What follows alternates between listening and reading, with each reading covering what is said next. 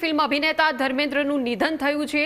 આઈએએનએસ સમાચાર એજન્સી તરફથી આ ખબર મળી રહી છે। આઈએએનએસના હવાલાથી ખબર 89 વર્ષની વયે ધર્મેન્દ્રએ લીધા અંતિમ શ્વાસ। લાંબા સમયથી તેઓ બીમાર હતા। જો કે પરિવાર તરફથી હજુ સુધી કોઈ ઔપચારિક જાહેરાત કરવામાં નથી આવી। થોડા દિવસ અગાઉ હોસ્પિટલમાં સારવાર હેઠળ હતા। ધર્મેન્દ્રના નિવાસસ્થાનની સુરક્ષા વધારી દેવામાં આવી છે। ધર્મેન્દ્રના ઘરે બોલિવૂડની મશહૂર હસ્તીઓ પહોંચી છે। પરિવારના સભ્યો સ્મશાન ઘાટ ઉપર પહોંચ્યા છે। તો હીમેન ઓફ બોલિવૂડ અને એક્શન કિંગ તરીકે ઓળખાતા ધર્મેન્દ્રએ છેલ્લા 60 વર્ષથી વધુ સમય સુધી 300થી વધુ બોલિવૂડની ફિલ્મોમાં કામ કર્યું છે। તેમની કારકિર્દીમાં 6 બ્લોકબસ્ટર, 7 સુપરહિટ અને 36 હિટ ફિલ્મોનો સમાવેશ થાય છે, જે તેમને બોલિવૂડના સૌથી વધુ હિટ ફિલ્મોવાળા અભિનેતા બનાવે છે।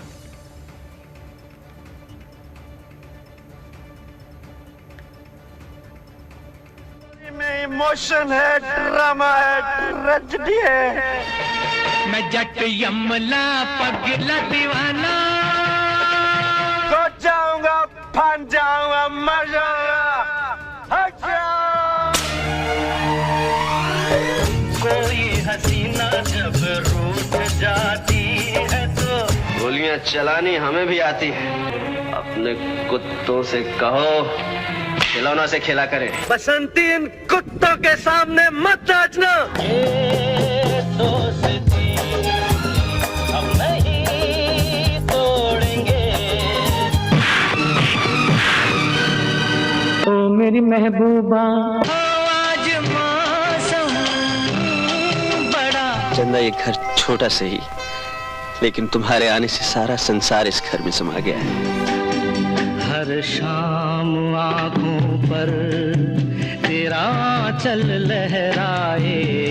मौत किसी से पूछ कर नहीं आती। मैं जट यमला पगला दीवाना हो रब्बा।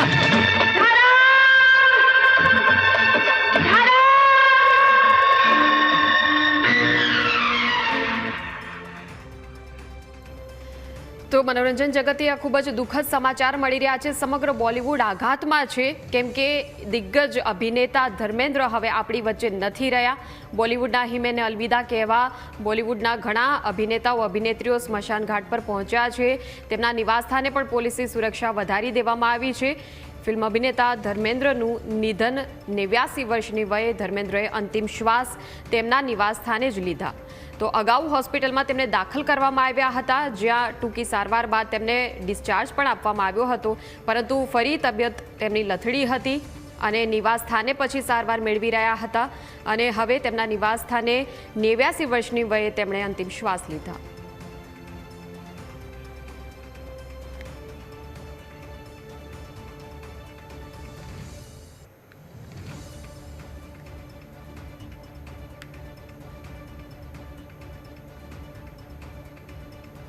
તો બોલિવૂડના હિમેનને અલવિદા, પૂરું નામ હતું તેમનું ધરમસિંહ દેઓલ અને પંજાબના તેઓ હતા। 8 ડિસેમ્બર 1935ના રોજ તેમનો જન્મ થયો હતો। તેમનું જન્મસ્થળ નસરાલી, લુધિયાણા જિલ્લામાં જે આવેલું છે, પંજાબના લુધિયાણાના નસરાલી ગામમાં તેમનો જન્મ થયો હતો। લુધિયાણામાં જ 12મા ધોરણ સુધી તેમણે અભ્યાસ કર્યો હતો। વર્ષ 1958માં ફિલ્મફેરની નવા ચહેરાની શોધની એક સ્પર્ધા હતી અને એ સ્પર્ધા તેમણે જીતી લીધી હતી। ફિલ્મ દિલ ભી તેરા હમ ભી તેરેથી તેમણે બોલિવૂડ ડેબ્યુ કર્યું હતું। એ તેમની પહેલી ફિલ્મ હતી બોલિવૂડની। ફિલ્મ ફૂલ ઓર પથ્થર, કે જે 1966માં આવી હતી, એ પહેલી તેમની બોલિવૂડની સુપરહિટ ફિલ્મ ગણાય છે। ફૂલ ઓર પથ્થરથી તેમને લોકપ્રિયતા મળી હતી। 1970 તથા 80ના દાયકામાં બોલિવૂડના ટોચના એક્શન હીરો હતા અને ખાસ કરીને આ દાયકામાં શોલે ફિલ્મ આવી હતી કે જેણે અલગ જ ઓળખ તેમને અપાવી। 115થી વધુ સોલો હિટ ફિલ્મો તેમણે બોલિવૂડમાં આપી છે। મલ્ટી સ્ટારર ફિલ્મ શોલેમાં વીરુની ભૂમિકા, જે ઐતિહાસિક ભૂમિકા છે, જેના સંવાદો હજુ પણ લોકોના જીભ ઉપર છે, યાદગાર તેમનો અભિનય રહ્યો એ ફિલ્મમાં। 308થી વધુ કુલ ફિલ્મો તેમણે કરી। વર્ષ 1960થી શરૂ કરીને 2025 સુધીની તેમની એક લાંબી સફર રહી છે। ખૂબ જ લાંબી તેમની કારકિર્દી રહી છે, જેમાં 300થી વધુ ફિલ્મો। વર્ષ 1997માં તેમને ફિલ્મફેર લાઇફટાઇમ એચિવમેન્ટ એવોર્ડથી સન્માનિત કરવામાં આવ્યા હતા।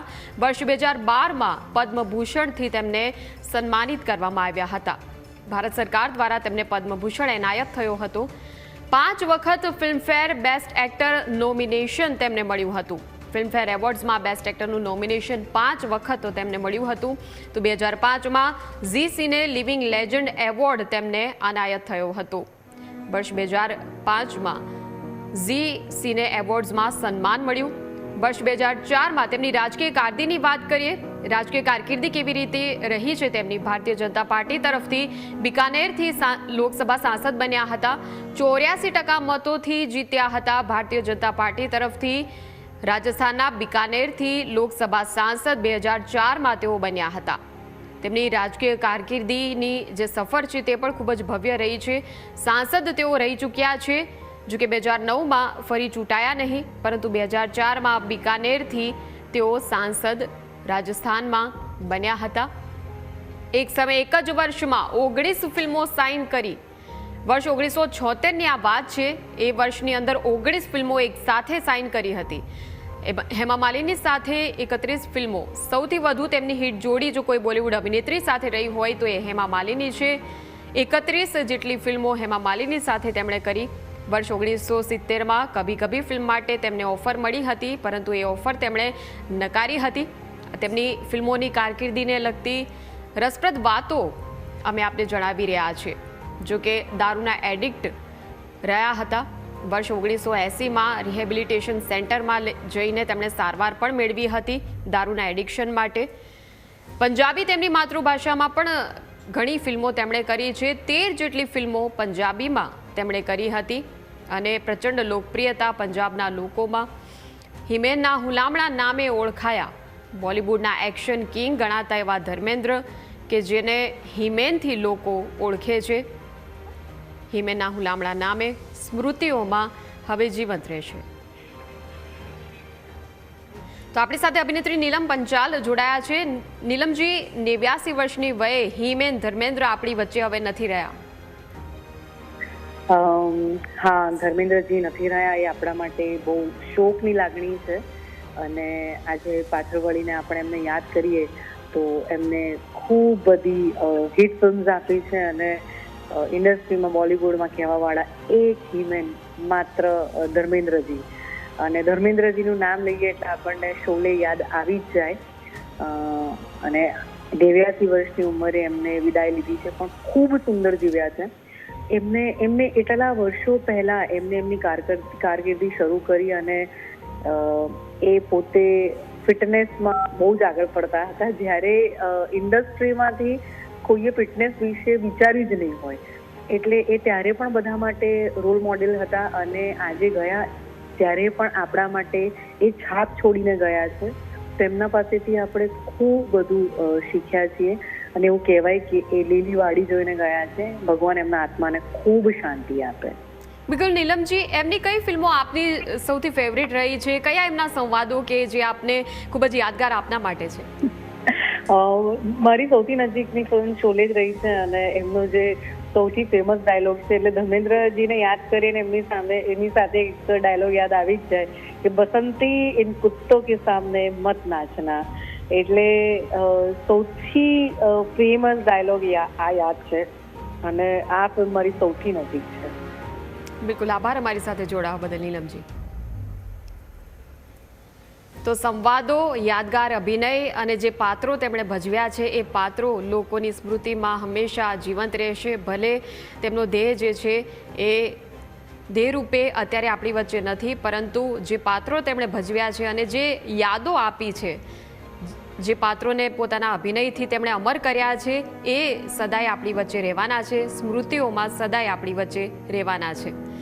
બોલિવૂડના હિમેનને હવે અલવિદા કહી રહ્યા છીએ અને બોલિવૂડના તમામ જે અભિનેતાઓ છે તે પણ પહોંચ્યા હતા, તેમના નિવાસસ્થાને પહોંચ્યા હતા. આમિર ખાન સહિતના અભિનેતાઓ પહોંચ્યા હતા અને ખૂબ જ શોકગ્રસ્ત સમગ્ર બોલિવૂડ અત્યારે જોવા મળી રહ્યું છે. તો આપણી સાથે આઉટપુટ એડિટર જીગર પણ જોડાયા છે. જીગર, બોલિવૂડના હિમેનને અલવિદા કહેવું પડી રહ્યું છે. બિલકુલ, ધર્મેન્દ્રની વિદાય અને આખું બોલિવૂડ અત્યારે શોકમગ્ન છે. આપણી સાથે જીતેન્દ્રભાઈ જોડાયા છે, એમનું પણ સ્વાગત. સર, સૌથી પહેલો સવાલ, એક તો બોલિવૂડમાં એક એવું નામ કે જેમણે દેશ અને દુનિયાની અંદર ભારતનું એક અલગ પ્રકારનું એક